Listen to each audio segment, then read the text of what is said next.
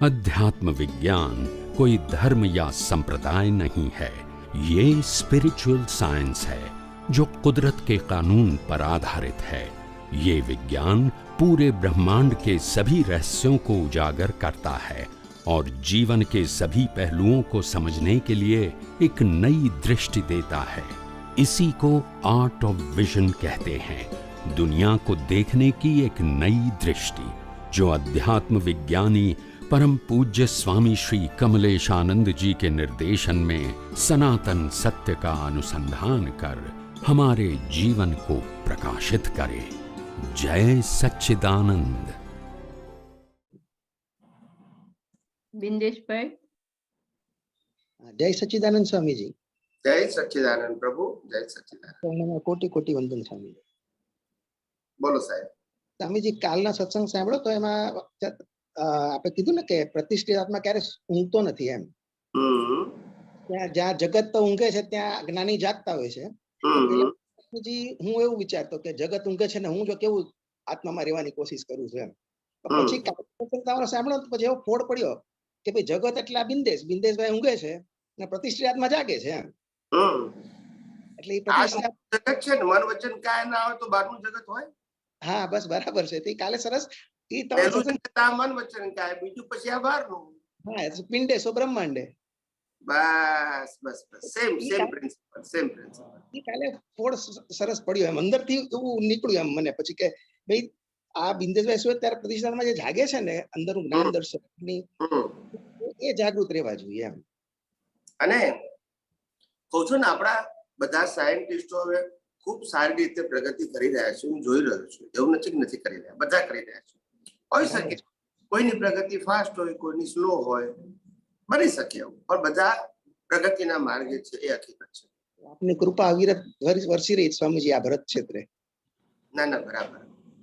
અમને તેમ થાય બધા ખૂબ ખૂબ પરિપક્વ થાય અને એક એક સાયન્ટિસ્ટો હજારો વ્યક્તિઓને સમજાવવા માટે ઉત્તમ નિમિત્ત બને અને જેના આધારે આખા વર્લ્ડમાં આધ્યાત્મ વિજ્ઞાન એક ક્રાંતિ લાવે અને લોકોને ધર્મથી ઉપર લઈ જાય, આવો અમારો ભાવ અને અંતરાશય છે। બહુ સરસ બહુ સરસ। સ્વામીજી એક નાનો અત્યારે ઇન્સિડન્ટ શેર કરું તમારી સાથે। બોલો। અત્યારે મને છે ને એકચ્યુઅલી યુરિનલ ઇન્ફેક્શન છે મને અને 5-7 દિવસ પહેલા બહુ સખત તાવ આવતો હતો અને પેઇન થતું હતું મને। તો મારી વાઈફ અને મારી ડોટર બાજુમાં બેઠા હતા। ડોટર પછી મારા ઘરે આવેલી એટલે હું સાથે શેર કરતો હતો કે આજો એટલે મેં હું જરા વેદનાથી એટલે બિંદેશભાઈ બોલે ને આ દુખ્યું એમ એટલે મારી વાઈફ અંદર આવી, ડોટર આવી એટલે મેં એમને કીધું કે જો આ વેદના જેને થાય છે ને એ બિંદેશ હું અત્યારે શું વિચારું તમારી સાથે શેર કરું મેં એમને કીધું એમ। Yes yes. મેં કીધું જો આ જે કરે છે ને એ બિંદેશભાઈને થાય છે, પણ અંદરથી હું શું વિચારું છું કે હું ચેતન, અવિનાશી, અખંડ, અનંત સુખ વાળો અને નિર્વેદક એવો શુદ્ધાત્મા છું। મારું અંદર રટણ ચાલુ છે। મેં બહુ સરસ। તમારી સાથે શેર કેમ કરું છું કે કાલે અત્યારે મારે જે વેદનાનો ઉદય આવ્યો છે કાલે તમને પણ આવી શકે છે, ત્યારે તમારે શું ચિંતન હોવું ઘટે એના માટે તમારી સાથે મેં કીધું એમ બરાબર। તમે બહારનો ભાગ મારો હું કરે છે એ મને પણ દેખાય છે જ્ઞાન દર્શનમાં, પણ મારું જે અંદર રટણ ચાલે છે ખાલી તમારી સાથે શેર કરું છું।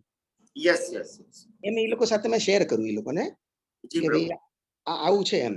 પણ સ્વામીજી આમાં છે ને એવું અત્યારે મને ભાસ થાય છે કે દુઃખના કાળમાં અલગ ઇઝીલી રહેવાય છે, પણ સુખના સંજોગોમાં છે ને ક્યારેક ભળી જવાય છે વધારે પડતું એવું લાગે છે। તો એનો અભ્યાસ વધારે કરવાની જરૂર છે એવું મને પોતાને મારા કેસમાં એવું લાગે છે એમ કે એમાં એકાકાર ઘણીવાર થઈ જવાય છે। એટલે આમાં કેવું છે સાહેબ કે પૈસા મળ્યા એનો જે આનંદ છે ને એનાથી ખબર પડતી નથી જીવને કે આ મજૂરી વધારે કરવાની છે આપણે। બરાબર છે બરાબર છે। ક્યાં તો હાચવવાની ક્યાં તો વાપરવાની। બરાબર છે। અને છે નહીં તો વાપરવાના નથી, હાચવવાના નથી। બરાબર છે। પણ મજૂરી તે વખતે નથી લાગતી, આવ્યાનો જ આનંદ લાગે છે। બરાબર છે। હવે મારે 5-25 કરોડ રૂપિયા આયા છે તો કઈ રીતે હાચવવા એની ઉપાધિ કરવાની છે ખબર નથી પડતી, આયા એનો આનંદ। હવે લોકો મને માંગશે તારે મારે સાચું બોલવું પડશે, ખોટું બોલવું પડશે, બાના કરવા પડશે, ઝઘડવું પડશે, લમણા કૂટો કરવી પડશે, આ બધી ઉપાધિ એ વખતે લાગતી।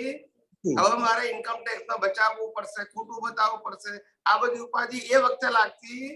પણ પછી જેમ જેમ સંજોગો જાય આયા પછી પછી ખ્યાલ આવે ઓહો આ 10 કરોડ રૂપિયા આયા પણ 10 વર્ષની મારી હું ખલાસ કરી નાખી. બરાબર છે, બરાબર છે. એ પછી ખબર પડે, પણ પેલા મોહ હોય ને એ ખબર ના પડે. બરાબર છે સ્વામીજી. આજ સત્સંગમાં, આજના સવારના કે કાલના સત્સંગમાં આપે કીધું ને કે હરેક સુખ દુઃખ ગર્ભિત, એની પાછળ દુઃખ હોય છે, ઇનબિલ્ટ હોય હોય જ ને, પણ રિલેટિવ સત્યમાં કોઈ પણ સુખ દુઃખ વગર હોઈ શકે જ નહીં. પ્રભુ આપે બહુ સરસ સમજાવ્યું કે આત્મામાં સુખ સ્વાભાવિક છે એટલે દુઃખ નથી. બહુ યસ, એમાં એચિવમેન્ટ નથી, it is a nature of સુખ. અને આમાં તમને પૈસામાં સુખ લાગે છે, સોના ચાંદી દાગીનામાં સુખ લાગે છે, પણ એનો સુખનો સ્વભાવ છે તમે માનો છો તો ધેટ એની પાછળ દુઃખ છે. બરાબર છે. અને છે એટલે દુઃખ નથી, એમાં સુખ માન્યું એટલે દુઃખ છે. દુઃખ છે. ધારો કે તમે પૈસામાં સુખ માન્યું તો જાય એટલે પાછું દુઃખ થવાનું. એટલે દુઃખ તો એમાં ગર્ભમાં છે ને, ગર્ભિત છે. ગર્ભિત છે, ગર્ભિત છે. તો પછી બરાબર છે. બરાબર, બરાબર સ્વામીજી. અને આપે કારનું એક્ઝામ્પલ પણ સરસ આપ્યું હતું. એ તો કુદરતી જે વખતે જે નીકળે તે સાચું પ્રભુ. એમાં અમને શીખવા બહુ મળે છે ને સ્વામીજી. મેં તો મારા જીવનનો દાખલો આપ્યો તો ને. પણ પ્રભુ મને જયારે જયારે આ લોકો કહે છે ને કે તું કાર લેતા, હું નથી લેતો, આવું વિચારી નથી લેતો સ્વામીજી. હજી લગી લીધી નથી, આવી નથી. એમ કદાચ ઉદયમાં નહીં હોય, ખબર નથી મને, હું આ બધું વિચારતો છું ક્યારેક ક્યારેક. અને અમારે તો આખી જિંદગીમાં ઉદયમાં નતું, પણ આ આવ્યું તે બધી બીજ પડ્યું હશે તે આવ્યું. ના ના, પણ બહુ સરસ આપે નિખાલસ પણ, અને અમે સફરિંગ ફીલ બી કર્યું.